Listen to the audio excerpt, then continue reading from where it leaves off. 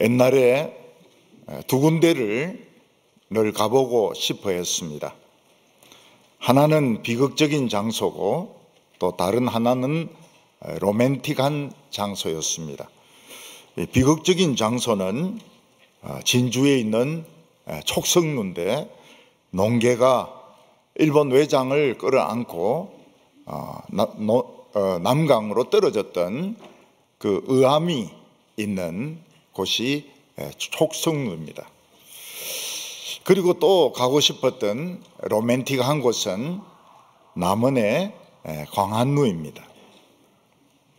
남원의 광안루에 가면 자연스럽게 춘향과 이도령의 생각이 납니다. 이 춘향전은 셰익스피어의 로미오와 줄리엣을 능가하는 너무나도 드라마틱하고 멋진 이야기입니다. 이도령과 춘향은 이래 만나서 서로 사랑을 하지만, 신분의 차이를 뛰어넘어서 사랑을 하지만, 이도령은 과거를 시험치기 위해서 한양으로 올라가고, 그동안에 부임한 원님이 춘향에게 기생이 되라고 막 요구를 합니다. 춘향이 절대로 안 된다고 하니까 곤장을 때리고 감옥에 가두고 목에 칼을 씌워가지고 고생을 시킵니다. 그동안에 이도령은 이 과거에 장원 합격을 해가지고 암행업사가 되어서 거지 옷을 입고 남원에 나타나게 됩니다. 뭐 장모는 막 실망을 하고 막 욕을 하고 이러지만은 암행의사 출두야 이러면서 의사의 막 부하들이 막 원 안으로 쳐들어와 가지고 그 원님의 모든 부정부패를 다 밝히고 그 춘향을 감옥에서 나오라고 합니다. 오늘 저녁에는 너가 나에게 수청을 들어라 이러니까 춘향이 우리나라는 왜 이래 이 관리들이 다 썩었냐고 막 한탄을 하는데, 죄인은 고개를 들라. 탁 들어보니까 사랑하는 님이 거기에 있는 것입니다.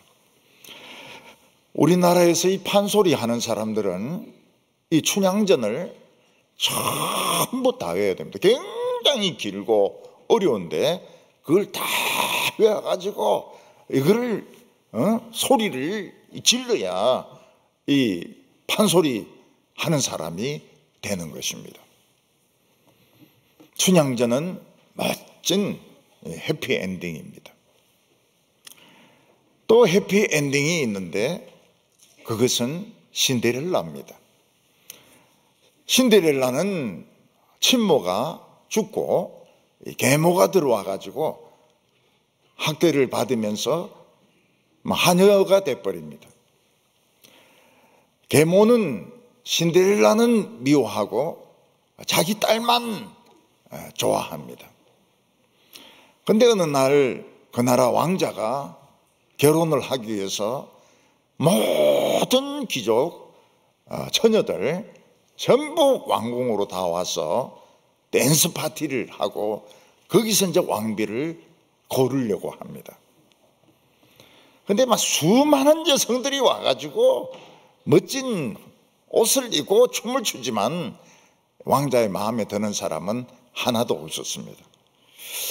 나는 장가를 못 가는 모양이다.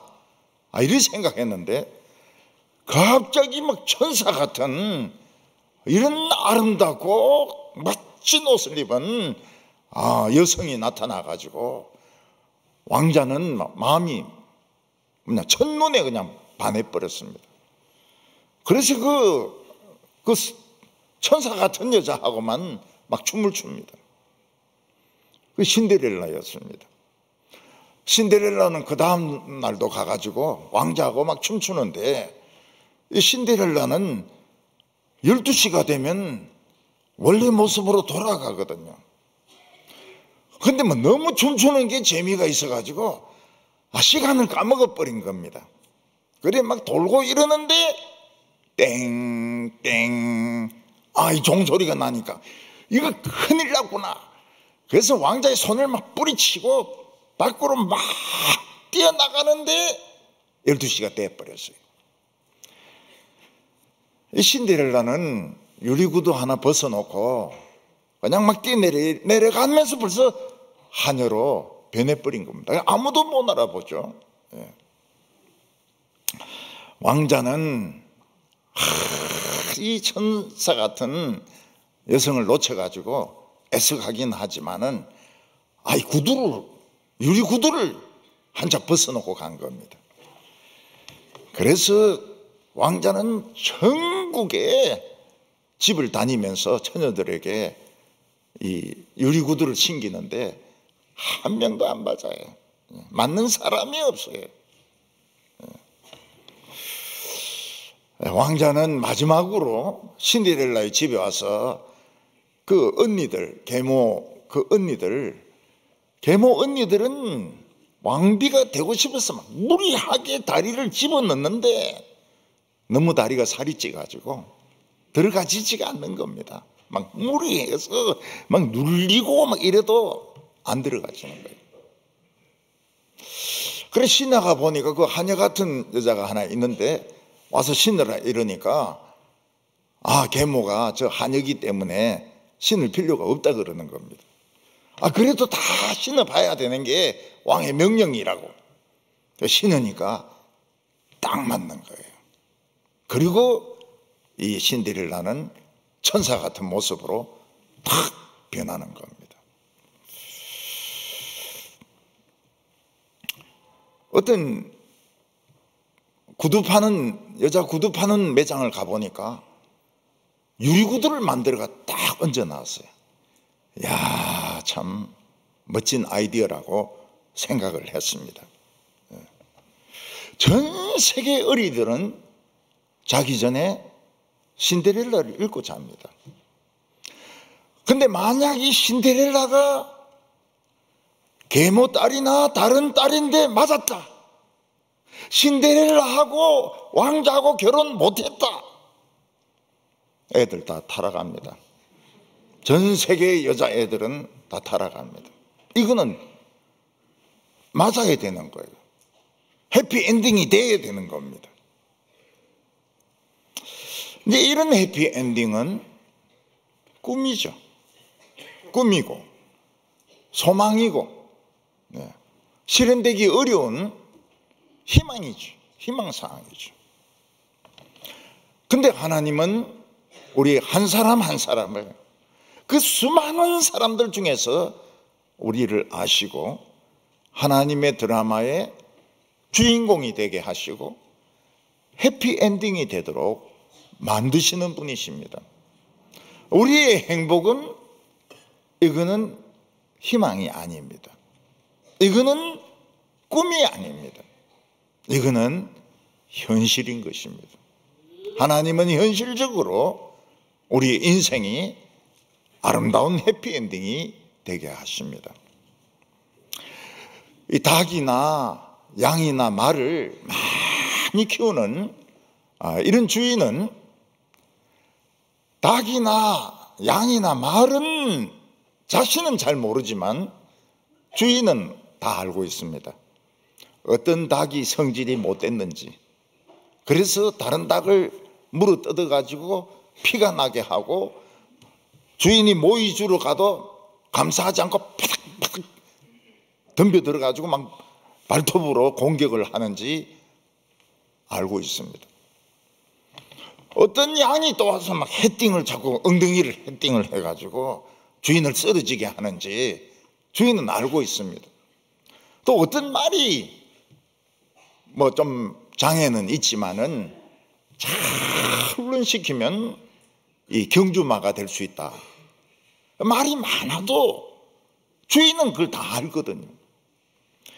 그래서 성질이 못된 그 닭, 다른 닭을 물어가지고 피를 흘리게 하고 주인이 모이를 주도 감사하지 않고 덤벼드는 닭은 어느 날 저녁에 없어져 버려요. 백숙이 돼가 올라오는 겁니다. 이거는 이제 1번입니다. 1번 타자.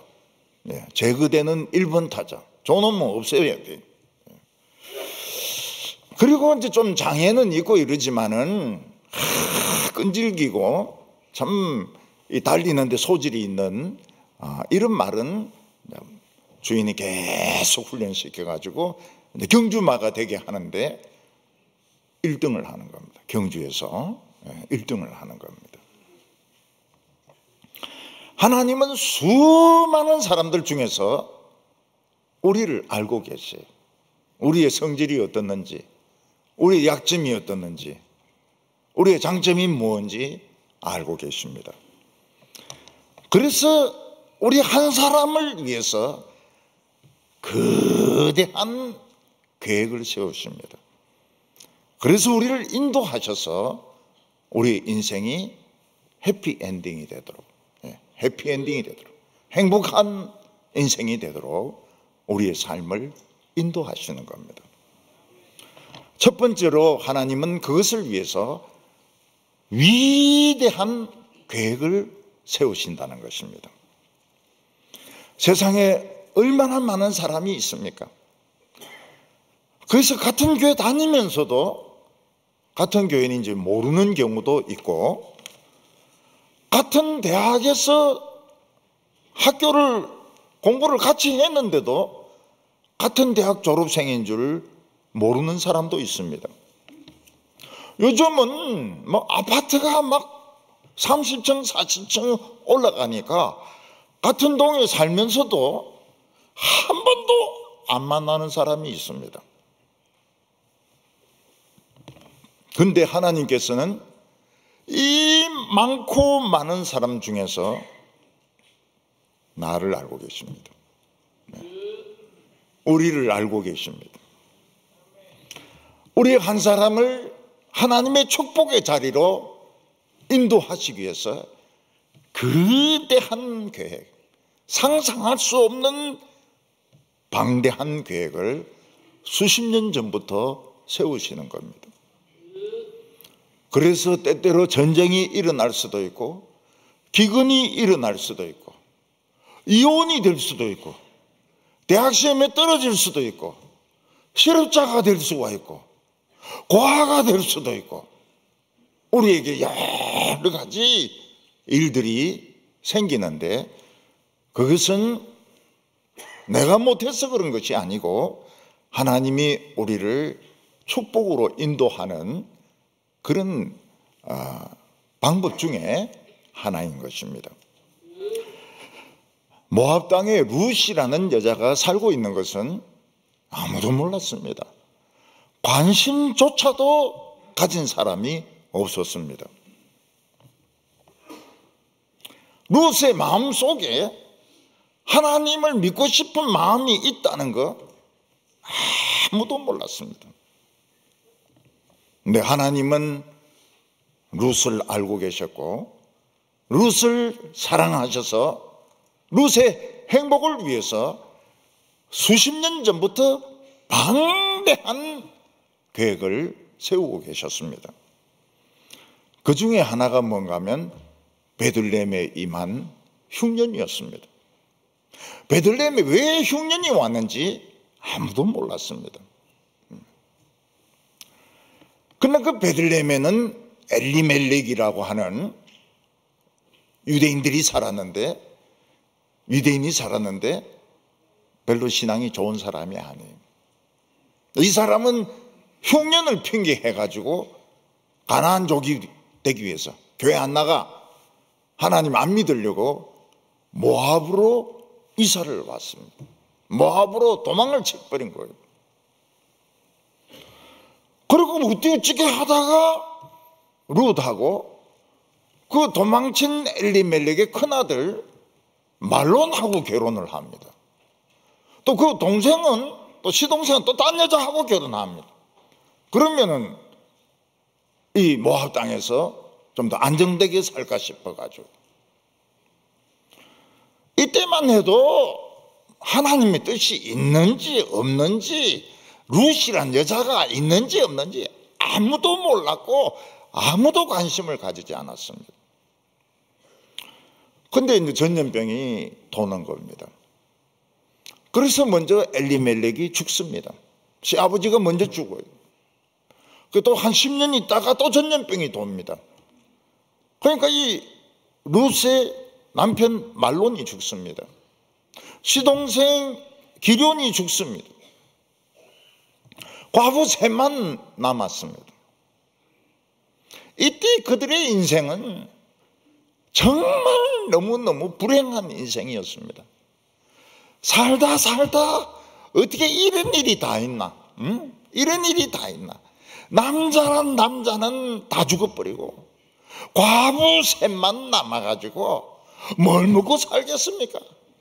최고로 불쌍하고 비참한 사람들이었습니다. 그런데 룻은 한 가지 배운 것이 있습니다. 그게 뭔가 하면 시어머니가 이야기해 주는 이스라엘 이야기를 굉장히 즐겁게 듣는 겁니다. 너무너무 즐겁게 들어요.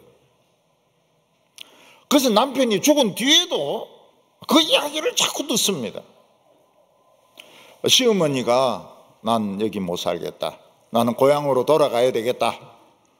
이렇게 하니까 그 작은 동서는 남습니다. 여기서 재혼해가지고 행복하게 살겠다고 남습니다. 근데 룻은 너무 하나님의 이야기가 재미가 있고 또 이 하나님의 나라가 너무너무 신기하니까 자기는 시어머니를 쫓아갑니다. 남편이 죽고 고향으로 돌아가고 룻은 한 번도 살아본 적이 없는 이스라엘로 돌아가고, 근데 이게 하나님의 인도하심인 줄 몰란 거예요. 하나님의 엄청난 이 스케줄 속에 포함된 일인 줄 몰랐던 겁니다. 그들이 거기에 가보니까 먹을 게 있습니까? 집이 있습니까? 밭이 있습니까? 숟가락이 있습니까? 소뚜껑이 있습니까? 아무것도 없습니다. 그래서 그들이 할 수 있는 것은 마침 보리 추수할 때가 돼가지고 추수꾼들이 막 이렇게 베다가 그 저절로 떨어지는 거 있지 않습니까? 너무 익어가지고 떨어지는 거. 근데 그거 주워가지고 빻아서 하루 먹는 거. 하루 주워가지고 하루 먹는 거. 그게 그들의 전부였습니다. 너무너무 가난하고 비참한 인생이 그들에게 남아 있었습니다. 그때까지만 보면 룻은 너무 불행한 사람입니다. 너무 세상 말로는 재수 없는 여자입니다. 외국에서 온 사람하고 결혼했더니 죽어버리고 애도 없고 하나님 믿으려고 왔더니 먹고 살 길도 없고 최고로 불쌍한 여자였습니다. 그 시어머니 나오미는 룻을 재혼시켜가지고 좀 안정된 삶을 살게 해주려고 보아스라는 사람을 밤에 찾아가가지고 청혼을 하도록 했습니다. 결혼해 주세요. 그게 뭔가 하면 옷깃으로 나를 덮어주세요. 그런 말입니다. 근데 거절당합니다. 왜냐하면 더 가까운 친척이 있기 때문에 자신은 권한이 없다는 거예요. 해주고 싶어도 못 해준다는 겁니다. 그때 룻은 얼마나 비참했습니까? 나오미도 얼마나 실망을 했습니까? 그런데 보아스의 한마디가 상황을 뒤집습니다. 보아스가 가만히 생각을 해보니까 하나님이 주시는 지혜를 가지고 생각을 해보니까 이 가까운 친족하고 뭐가 이야기가 좀 안 맞아요. 뭐 좀 다른 뉘앙스가 드는 겁니다. 그래서 확인해 봐야 되겠다 해서 묻습니다. 네가 기업 물을 자가 되면 늙은 나오미하고 결혼하는 게 아니다. 젊은 며느리 룻하고 결혼해가지고 그 아들에게 이름을 물려주고 재산을 물려줘야 된다. 이 사람이 깜짝 놀라는 거예요. 아, 과부가 또 있냐고. 아, 그 집에 과부가 왜 그리 많냐고. 과부가 하나 더 있다고. 이 사람이 막 펄쩍 뛰면서 나 안 한다고. 내가 그 미치는 장사 안 한다고. 내가 뭐가 미쳤다고. 모르는 그 모압 여자인데 애 낳게 해주고 집 사주고 밭 사주고 나 그리 못한다고. 신발 벗어놓고 도망을 가버렸습니다. 그때 보아스는 소리를 지릅니다. 승리의 함성을 지릅니다. 나는 나오미와 룻의 기업물을 자가 되겠다. 나는 말론의 부인 과부 룻하고 결혼해서 아기를 낳고 그에게 모든 재산과 이름을 물려주겠다 선포를 합니다. 참 엎치락뒤치락 하는데 끝에 가서 어떻게 됩니까? 해피엔딩이었습니다. 룻하고 보아스는 결혼할 수 있게 되었습니다. 만약 룻이 이 모르는 친척하고 결혼해가지고 막 온갖 구박과 온갖 학대를 다 받는다면 하나님의 뜻이 이루어진 것이 아닙니다. 그 엑스트라는 빠지고 그 방해꾼은 빠지고 하나님의 뜻이 명확하게 드러났을 때 룻은 행복할 수가 있었습니다. 하나님은 그 수많은 사람들 중에서 이스라엘 사람들 이방인들 중에서 룻을 알고 계셨습니다. 그리고 룻을 끌어오기 위해서 흉년도 쓰시고 남편이 죽는 것도 쓰시고 그리고 보리 이삭 죽는 것도 하게 하시고 그래서 결국은 해피엔딩. 이거는 신데렐라의 꿈이 아닙니다. 이것은 현실이었습니다. 참 처음을 보면 세상 말로 룻은 너무너무 재수 없는 여자입니다. 너무너무 불행한 여자입니다. 그러나 이 모든 불행은 하나님이 만들어 놓은 계획의 일부였던 것입니다. 우리의 삶 중에서도 어떤 학생은 대학 시험에 떨어져서 재수할 수도 있고 삼수할 수도 있고 자기가 원치 않는 이지망으로 들어갈 수도 있고 취직이 안 되어서 몇 년 동안 교회만 다닐 수도 있고 그 말이 좋아서 교회만 다닌다 하지만 사실은 백수 아닙니까? 백수.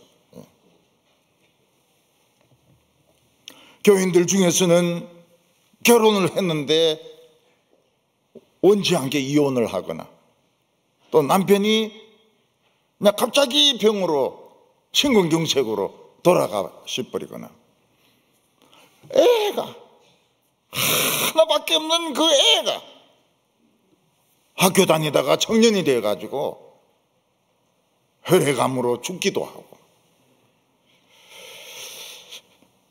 우리는 얼마나 자기 자신이 슬프다고 생각합니까? 나는 왜 이래 지지로도 복을 받지 못했는가 이렇게 생각합니다.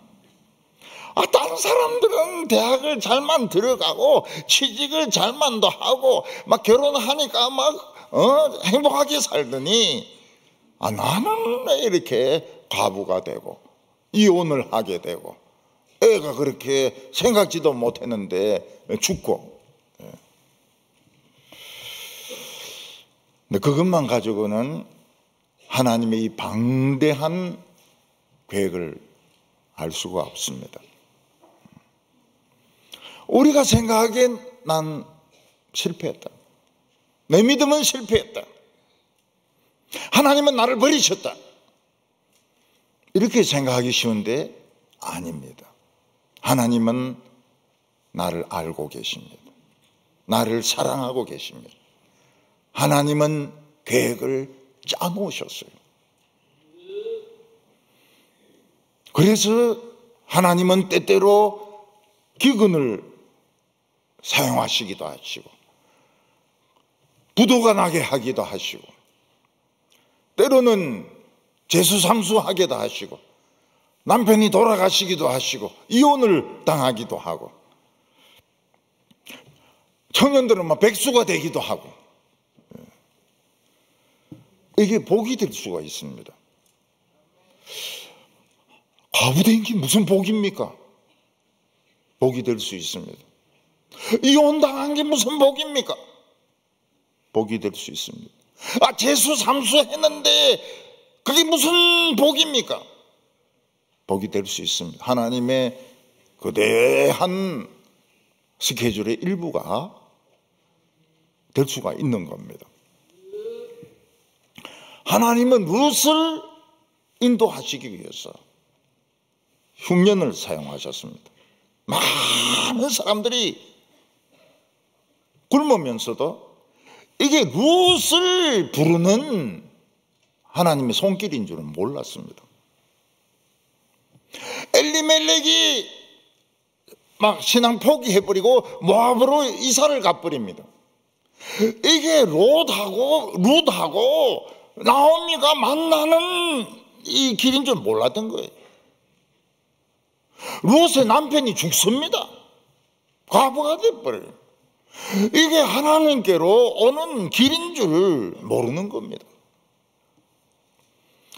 그래서 우리는 과거를 후회할 필요가 없습니다. 우리는 미래에 대해서 염려할 필요가 없습니다. 지금까지 되어진 것들은 하나님이 인도하신 겁니다. 내 실수, 내 책임 아닙니다. 이걸 믿으시기 바랍니다. 하나님은 나를 알고 계신다. 하나님은 거대한 계획으로 나를 지금까지 인도하셨다. 그래서 누가 좀 뭐라 그러면은, 야, 니 복 못 받았다 뭐 이러면, 좀 더 두고 보자, 그렇게 하시기 바랍니다. 좀 더 두고 보자. 복 받았는가 못 받았는가 좀 더 두고 보자. 언제까지 두고 봐야 되나? 모르지, 그거는. 자건 두고 보자고 이야기를 해야 됩니다. 지금은 아무런 결론을 내릴 수가 없습니다. 두 번째는 하나님은 틀림이 없는 분이시라는 겁니다. 하나님의 계획은 틀림이 없습니다. 때때로 우주선을 발사하는 것을 보면, 미사일을 발사하는 것을 보면 1초, 0.1초까지도 정확하게 딱 맞아야 됩니다. 만약 조금만 빠르거나 조금만 늦으면 움직이기 때문에, 물체가 움직이기 때문에 다른 데 떨어질 수 있습니다. 목표로 가지 못할 수 있습니다. 우리가 이 살다 보면 진짜 하나님의 뜻이 안 이루어지는 것 같아요. 막 엎치락뒤치락하고 방해꾼이 나타나고 이 엑스트라가 나타나고 뭐 망한 것 같고 이런데 딱 정확해요. 시간을 재보면 딱 정확한 시간에 하나님의 뜻이 이루어집니다. 예를 들어서 여호수아가 요단강을 건너갈 때 하나님은 다리라든지 뗏목 같은 거 준비해라고 말씀 안 하셨습니다. 지금 이 강을 건너가야 되는데 뗏목도 없고 강 건널 수 있는 다리도 없고, 그런데 헤엄치가 건너는 수밖에 없는데 광야 돌아다니면서 언제 수영 연습했습니까? 다 빠져 죽는 거거든요. 서울의 어떤 초등학교는 1년에 한 번씩 전교생이 한강을 건넙니다. 다 수영을 배워가지고. 팔에는 물에 뜨는 이런 풍선 같은 거, 이런 거 이제 붙이고, 그리고 이제 더 떠내려가면 안 되니까 이 경계선을 만들어 놓고 선생님 지키고 전교생이 1학년부터 6학년까지 한강을 건너갔다가 건너와요. 예. 아, 대단하죠. 예. 수영을 배웠으니까요. 옛날에 이 보를 만들기 전에요, 밑에 쪽에 보를 만들기 전에는 한강폭이 좁았습니다. 예. 광나루 있는 쪽 이런 쪽은 좁았습니다. 저도 건너갔다 온 것 같아요. 기억이 한 70% 정도 나는데 갔다가 온 것 같아요. 예. 안 갔다 왔다 하면 할 수 없고요. 예. 그 쉬운 일이 아닙니다. 한강. 예, 한강. 형제가 건너갔다 왔다 하는 거 쉬운 일이 아니죠. 예. 그때는 군대 가기 전이니까요. 예. 군대 갔다 오고 난 뒤에는 그거는 이제 뭐 게임도 아니죠. 예. 그 이스라엘 백성들 여기 풍선 하나씩 달고 전부 막 초등학교 학생들처럼 막 건너가야 됩니까? 근데 하나님은 그런 지시를 안 하세요. 제사장이 하나님의 언약궤를 들고 물로 딱 물속에 발을 딛는 순간 물벽이 생깁니다. 저 위에서 물댐이 생기는 거예요. 물은 말라버리고 정확하게 딱 발이 닿는 순간 딱 물벽이 생겨버립니다. 다 건너갔어요. 이 제사장들이 하나님의 언약궤를 짊어지고 이 강바닥을 건너서 육지에 딱 올라오니까 물벽이 허물어지면서 급류가 막 흐르는 겁니다. 정확합니다. 정확해요. 이스라엘 백성들이 여리고성을 함락하기 위해서 막 이 문을 부수는 이런 큰 나무들이라든지 아니면 막 돌을 쏘는 이 투석기 같은 거, 그런 거 만들지 않았습니다. 하나님은 하루에 한 바퀴씩 돌아라 그랬습니다. 7번째 날은 7번 돕니다. 그리고 함성을 지르라고. 그래서 소리를 막 지르는데 딱 무너집니다. 정확하게 딱 무너집니다. 근데 우리는 한편으로는 하나님 믿습니다. 네, 한편으로. 근데 다른 한편으로는 혹시 안 되면 어떡하나 또 다른 대책을 세워놔요. 네. 우리 가슴이 두 개 아닙니까? 한쪽은 믿고 한쪽은 다른 대책을 세워놓고 항상 그렇게 합니다. 항상 그렇게. 뭐 어쩔 수가 없어요. 어쩔 수가 없습니다. 우리 믿음이 부족해가지고. 겨자씨만한 믿음만 있어도 딱 한 가지만 믿을 텐데 우리는 혹시 안 되면 어떡하나. 네? 혹시 안 되면 어떡하나. 그래서 또 다른 대비책을 세워놓거든요. 보아스와 룻이 축복을 받는데 방해가 굉장히 많았습니다. 말론하고 결혼 안 할 확률이 더 많지요. 예. 그리고 고향으로 안 돌아오고 그냥 주저앉을 수도 많지요. 예. 중간에 그 방해꾼이 계속 방해할 수 있죠. 계속 방해하고. 그리고 돈 손해본다 하니까 딱 도망가는 거예요.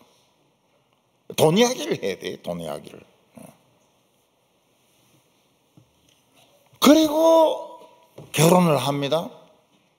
결혼을 해도 아들을 낳아야 됩니다. 아들을 낳아야 룻이 시민권을 얻습니다. 시티즌십, 시민권이 나와요. 아들을 낳아야 상속을 받습니다. 만약 룻이 불임이 되거나 딸만 계속 낳으면, 딸 낳으면 이 하나님의 계획은 이루어지지 않는 겁니다. 실패가 되는 겁니다. 그러면 어떻게 해요? 딸만 계속 낳으면 어떻게 해요? 그래서 이 대구에 있는 여성들의 이름 보면은 얼굴은 참 아름다운데 흉측한 이름이 굉장히 많아요. 달라라고. 말자, 말순이, 끝순이 그래 지금 이제 이름 바꾸지 않습니까? 잘 바꿉니다. 잘 바꾸고 있어요. 막 그래도 또 예쁜 이름이 또 있습니다. 예쁜 이름은 그냥 놔놓고 너무 흉측한 이런 이름은 그냥 요즘 많이 바꾸시죠. 대구가 그만큼 남자. 집에서 딸들이 한 7명 있고 아들 하나 있으면 식구 아들 하나입니다. 나머지는 있으나 마나고. 그 아들이 그게 결국 뭐가 됩니까? 우상숭배가 됩니다. 우상숭배. 근데 하나님이 하신 일은 틀림이 없어요. 아들 낳습니다. 13절에 이에 보아스가 룻을 맞이하여 아내로 삼고 그에게 들어갔더니 여호와께서 그에게 임신하게 하심으로 그가 아들을 낳은지라. 틀림없습니다. 하나님이 하신 일은. 혹시 딸 낳으면 어떡할까? 성전환 수술을 해야 되나? 필요 없습니다. 하나님이 하신 일은 틀림이 없습니다. 그래서 이 아들이 엘리멜렉의 재산을 상속하게 됩니다. 룻은 시민권을 가지게 됩니다. 나오미와 룻은 이제 밭이 있기 때문에, 집이 있기 때문에 떨어진 보리삭을 주어서 하루하루 먹을 필요가 없습니다. 생활이 안정이 되게 되었습니다. 해피엔딩. 해피엔딩입니다. 이걸 보고 동네 여자들이 하나님을 찬송합니다. 14절에 여인들이 나오미에게 이르되 찬송할지로다. 여호와께서 내게 기업 물을 자가 없게 하지 아니하셨도다. 이 아이의 이름이 이스라엘 중에서 유명하게 되기를 원하노라. 이 말을 보면 과부들 중에서 기업 물을 자가 없는 경우가 수두룩하다는 겁니다. 거의 대개가 그렇다고 봐야 됩니다. 왜냐하면 기업 물려주면 엄청 손해보거든요. 집 사줘야 되죠. 밭 사줘야 되죠. 애도 그 죽은 사람 애로 올려줘야 되죠. 그러니까 안 하는 거예요. 그렇게 과부에게 혜택을 주는 사람이 없는 거예요. 근데 보아스는 왜 그 손해보는 짓을 합니까?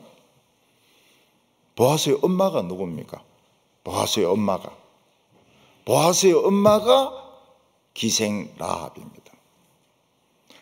믿음을 위해서는 목숨을 아끼지 않는 사람이 보아스의 어머니입니다. 그 어머니 교육이 그렇게 무서운 거예요. 보아스는 어떻습니까? 믿음을 위해서는 재산을 안 아낍니다. 목숨을 안 아낍니다. 그러니까 룻에 자기가 망하는 줄 알면서 기업 물을 자가 되어준 겁니다. 그런데 놀라운 것은 이 룻이 낳은 애가 엘리멜렉의 이 족보를 물려받아야 되는데 보아스의 족보를 물려받습니다. 보아스가 이 오벳을 낳았고, 그러니까 이 희한한 게 보아스가 애가 없는 겁니다. 애가 없는 거예요. 결혼했는지 안 했는지는 모르겠지만 애가 없는 거예요. 그래서 이 애는 보아스가 사준 엘리멜렉의 유산을 상속하고 보아스의 남은 유산도 상속하고 더블로 상속을 했습니다. 20절에 보면 아미나답은 나손을 낳았고 나손은 살몬을 낳았고 살몬은 보아스를 낳았고 보아스는 오벳을 낳았고, 이 살몬이 보아스의 아버지 아닙니까? 이 사람이 라합하고 기생 라합하고 결혼한 사람입니다. 진짜 근데 이 살몬은 여리고성을 정탐했던 스파이 중에 하나일 확률이 굉장히 높습니다. 두 명이 정탐꾼이 들어갔는데 한 사람 늙은 것 같아요. 결혼한 것 같아요. 그런데 이 살몬은 청년이었던 것 같아요. 그때 룻이 무슨 이야기 합니까? 내 생명을 걸고 당신들을 살려주었으니까 당신들도 생명을 걸고 지켜달라고. 그때 맹세를 합니다. 우리 생명 걸고 당신을 지켜주겠다고. 그래서 라합을 지켜줍니다. 지켜주다가 자꾸 지켜주다 보니까 어떻습니까? 이 라합이 보통 신앙이 아닌 거예요. 이렇게 지켜줄 바에야 끝까지 지켜주자. 끝까지 지켜주는 방법이 뭡니까? 결혼이나 해버리자. 이래가지고 살몬이 라합하고 결혼을 한 것 같아요. 결혼을 했는데 애는 누가 낳았느냐? 룻이 낳은 겁니다. 룻이. 그것은 보아스가 나오고 보아스가 부인 룻에서 오벳을 낳은 겁니다. 우리나라도 아들 이러면서 아들을 참 아들 선호 사상이 대단했죠. 근데 나오미는 아들 둘 다 죽어가지고 아무 도움이 안 됐습니다. 이 나오미에게 진짜 끝까지 도움이 된 사람은 며느리였습니다. 며느리. 그래서 동네 사람들이 뭐라고 노래를 부릅니까? 15절에 이는 내 생명의 회복자이며 내 노년의 복량자라 곧 너를 사랑하며 7 아들보다 귀한 내 며느리가 낳은 자라 하니라. 내 생명의 회복자는 뭡니까? 나오미의 생명이 꺼져가고 있습니다. 이제 오래 살 수가 없어요. 근데 이 손주를 낳으면서 나오미가 막 힘을 내기 시작합니다. 나오미는 늙어서 아무도 그를 복양해 줄 사람이 없습니다. 옛날에 요양원이 어디 있습니까? 누가 남의 할머니를 모시려고 합니까? 그런데 이 손자가 끝까지 나오미를 복양을 하는 겁니다. 베들레헴 여자들은 뭐라고 말합니까? 며느리가 7 아들보다 낫다고 이야기합니다. 7 아들보다 나은 딸도 있고요. 7 아들보다 나은 며느리도 있고요. 어떤 집에는 아들은 자꾸 집에 와가지고 돈만 뜯어갑니다. 그러면서 뭐라고 말합니까? 늙은 엄마 아버지가 무슨 돈이 필요합니까?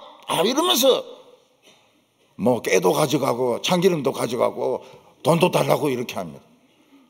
벌써 이 생각이 틀림먹은 거예요. 엄마 아버지가 무슨 돈이, 엄마 아버지 왜 돈이 안 필요해요? 엄마 아버지도 지금 유람선 타고 지금 놀러갈 스케줄이 지금 빡빡한데, 그런데 이 아들은 지 생각밖에 안 한다고요. 그런데 딸들은 어떻게 합니까? 다 그런 건 아니지만은 끝까지 아버지 모시고 엄마 돕고 시간 날 때마다 찾아가고, 시간 날 때마다 찾아가고, 끝까지 찾아가고. 그때 아버지가 뭐라 말합니까? 너는 딸이지만 10 아들보다 낫다 이렇게 이야기하거든요. 오늘 우리 교인들 중에서 아들 없이 딸만 있으면 그 이야기하세요. 너는 10 아들보다 나은 딸이다. 그 말 한 순간 남자처럼 변합니다. 또 아들만 있어가지고 막 그동안 자랑했던 분들은 조심하시기 바랍니다. 그놈들이 언제 배반할지 몰라요. 여러분, 아들, 딸, 며느리 차별할 필요가 없어요. 며느리가 아들보다 낫다니까요. 며느리가. 아들은 이 핑계 저 핑계 내면서 돈이나 뜯어가려고 하는데 며느리는 끝까지 섬깁니다. 장인을 사위가 섬깁니다. 아들보다도 사위가 훨씬 더 나아요. 우리 집의 딸은 자기가 이야기합니다. 10아들보다 나은 나, 이렇게 이야기합니다. 근데 참 도움될 때가 있습니다. 가방이 무거울 때 힘센 딸이 이걸 들어주면 굉장히 도움이 되죠. 전에는 딸만 나오면 대를 끊어 놓는다 이랬거든요. 요즘 대가 어디 있습니까? 대가. 대나무 대가 어디 있습니까? 대 필요 없어요. 농사 지을 때나 대가 필요하지. 지금 무슨 대 끊어지고 말고 그런 게 어디 있습니까 지금. 믿음이 있으면, 믿음의 대가 있으면 최고죠. 나오미는 룻이 낳은 아기를 자기가 키웠습니다. 매일 업고 다니고 기저귀 갈아주고, 그리고 막 이유식 같은 거 먹이고. 그러니까 사람들이 뭐라고 말합니까? 나오미가 아들 낳았다고. 저 나오미 아들이라고 이야기합니다. 그 애의 모든 것은 나오미에게서 다 배운 거거든요. 엄마는 뭐 하는지 모르겠고요. 엄마는 농사지으러 가고, 할머니가 이 애를 다 키운 겁니다. 근데 할머니가 애를 키우는데 굉장히 힘드시죠. 너무너무 힘들죠. 무거우니까. 업기도 힘들고. 근데 좋은 점이 있습니다. 애들이 엄마보다 할머니를 더 좋아하는 거예요. 그러니까 이 어른을 좋아한다는 것은 이 계명의 첫 번째 계명입니다. 인륜의 첫 번째 계명입니다. 여러분 목회자라든지 어떤 사이를 고른다든지 이럴 때 어른을 몰라보는 거는 싸가지가 없어요. 그거는 좋아하지 마세요. 그건 아직 멀은 거예요. 근데 어른을 알아보는 사람은 인간이 됐어요. 나중에 보면은 진짜 괜찮은 사람입니다. 어른을 알아보는 게 굉장히 중요해요. 아무리 지가 뭐 판사고 국회의원이고 이래도 어른을 못 알아보는 거는 이거는 인간도 아니에요. 어떤 집에서 할머니가 애들을 다 키웠습니다. 애들을 다 키웠어요. 셋이나 키웠습니다. 할머니인데 돌아가시려고 하니까 애들이 막 난리. 우리 초등학교 들어가는 거 보고 돌아가시라고. 그래서 이 할머니가 지금은 죽으면 안 되겠구나. 그래서 수건으로 머리띠 메고 한약 막 부들부들 떨면서 한약 먹고 살았어요. 근데 애가 이제 초등학교 졸업할 때 좀 돼가 이제 죽으려 하니까 애들이 또 난리. 중학교 교복 입은 거 보고 돌아가시라는 거예요. 이게 교복 봐야 되는구나. 그래서 이제 또 머리 수건으로 동이고 또 한약 또 먹었어요. 그러니까 죽으려 하니까 내가 대학생 되는 거 봐야죠. 나중에 결혼하는 거 봐야죠. 결혼하는 것까지 봤어요. 90 넘어서 90 한 서너 살까지 사시다가 돌아가시더라고요. 그래서 이 어른들이 애를 키운다고 하는 것은 육체적으로는 힘들지만은 유익한 점, 아이들에게 정서적으로 유익한 점이 많습니다. 특히 신앙에 불신자 할아버지가 키우면 큰일 납니다. 담배 피우는 거 가르쳐 주죠. 술 마시는 거 가르쳐 주죠. 제사 드리는 거 가르쳐 주죠. 베리입니다. 절대로 그거는 맡기면 안 돼요. 나오미는 이 아이의 이름을 오벳이라고 짓습니다. 오벳은 종이라는 뜻입니다. 모세의 별명이 무엇입니까? 에베드 여호와입니다. 여호와의 종 모세입니다. 이 오벳이나 에베드나 같아. 자음은 같아. 이스라엘 사람들은 모음이 없습니다. 근데 희한한 것은 모음이 없어도 다 읽어요. 예. 오벳, 에베드 이걸 다 읽어요. 이스라엘은 모음이 점인데 점이 붙은 거는 이방인을 위한 것이 붙이지, 그들의 글씨는 우리로 치면 기역, 리언, 디귿, 히읗 이런 건데 다 읽어요. 그러니까 이 모세같이 하나님의 종으로 쓰이기를 바란다. 그래서 오벳이라고 지었습니다. 오벳이나 에베드나 같은 겁니다. 아마 오벳은 믿음이 굉장히 좋은 사람이 된 것 같아요. 그런데 자세하지는 않습니다. 왜냐하면 진짜 믿음의 인물이 나오거든요. 오벳이 이새를 낳습니다. 그리고 이새는 드디어 전무후무한 믿음의 사람 다윗을 낳습니다. 다윗은 어렸을 때 할아버지 오벳을 보고 컸습니다. 정조 할머니 루시 이야기를 귀에 따갑도록 들었을 것입니다. 정조 할머니의 어머니 나오미 이야기 귀에 따갑도록 들었을 겁니다. 그러니까 이 위대한 인물이 나오는 겁니다. 위대한 신앙의 사람은 하늘에서 떨어지거나 땅에서 솟는 게 아닙니다. 교육 프로그램 잘 맞는다 해가지고 믿음의 사람 절대 안 나옵니다. 들은 게 있어야 되고 본 것이 있어야 됩니다. 하나님은 우리 한 사람 한 사람을 알고 계십니다.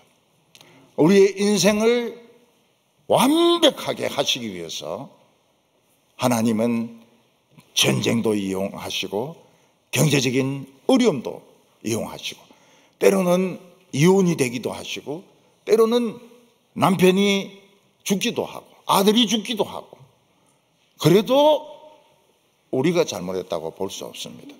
하나님이 우리를 인도하는 과정인 것입니다. 과거를 후회하지 마세요. 미래를 불안해하지 마세요. 끝까지 하나님이 인도하시는 대로 따라가서 하나님의 계획을 다 이루어드리는 우리 성도들 되시기를 바랍니다. 기도드리겠습니다.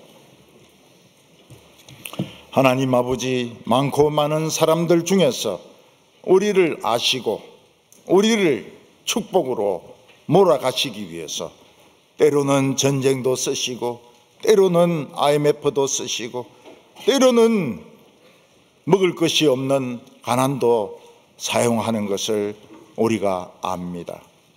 저희들이 오늘까지 살아온 거 하나님의 인도하심입니다. 하나님을 더욱더 신뢰하게 하여 주시옵소서.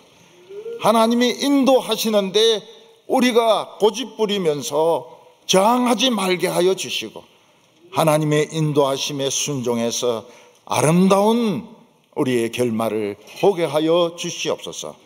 예수님의 이름으로 기도하옵나이다.